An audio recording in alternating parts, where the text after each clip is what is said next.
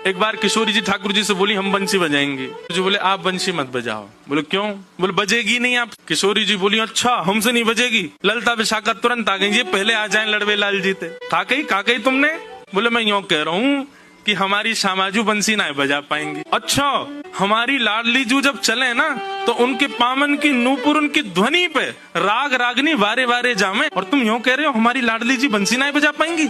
चलो जल्दी अपनी बंसी दो, हमारी किशोरी जी बजाएंगी। अरे मैं कोई किशोरी जी पे संशय ना कर रहा हूँ, किशोरी जी पे कोई आक्षेप ना कर रहा हूँ, वो साक्षात संगीत स्वरूपा है, पर मेरी बंसी जे ना बजा पाएंगी। ललता जी बोली आज तो यही बंसी बजेगी, अब ही बजेगी और तुम्हारे सामने ही बजेगी, लाओ दो। ठाकुर जी बोले ना माननी बात, लो दे दो। हे लाडली जू आज दिखा दो यार, जो बहुत अपने आप को कुछ समझे बंसी बजावे और यूं सोचे कि या के आगे कोई ना, आज आप बजाए दो, नेक दिखाए दो, अपना स्वर लगाए दो, यही को मूर्छित कर दी हूँ बंसी बजाए के। ठाकुर जी खड़े, हाँ श्री जी बजाओ, हमारा तो सौभाग्य कि हमारी बंसी आपकी सेवा में, पर मैं फिर कह रहा हूँ जी बजेगी नहीं। किशोरी जी ने अपने अधर पर वेणु धारण करके अपनी कोमल उंगलियों से छिद्रों को आच्छादित किया और जैसे ही प्राण पिरोए बस हवा ही हवा निकले, स्वर नहीं निकले। ललता विशाखा कह रही है अरे जल पिला गलो सुगो श्यामाजू को जल पिलाए दियो लेकिन बंसी नए बजे। ठाकुर जी मंद मंद मुस्कुरा रहे, अब मैं कह रहा हूँ नए बजेगी मुंह वापस कर दो। अरे श्यामाजू जी बहुत मायावी है, ये अपनी माया ते कछू कर सके, याने जरूर बंसी बांध दी होगी, याने बंसी को टोना टोटका करके बाकी स्वर सबरे अंतर ध्यान कर दिए, नहीं तो हमारी श्यामाजू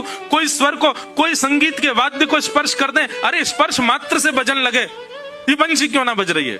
ठाकुर जी बोले पहले बंसी वापस करो फिर बताऊंगा। किशोरी जी ने बंसी वापस करी। ठाकुर जी बोले अच्छा एक बात बताओ, आप बंसी को वादन करते समय मन में कौन को चिंतन कर रही?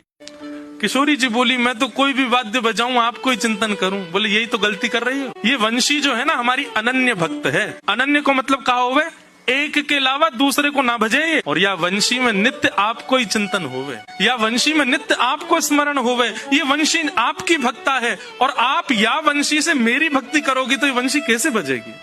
हे श्यामाजू आप नेत्र बंद करके अपनो ही चिंतन करो, मतलब अपने ही स्वरूप को ध्यान करो, जब आप अपनो ध्यान करोगी तब ये वंशी बजेगी, क्योंकि या वंशी में तो नित्य आपको ही गायन की हो जाए। किशोरी जी ने अधर पर वंशी रख के जैसे स्वयं को स्मरण किया, अपने रूप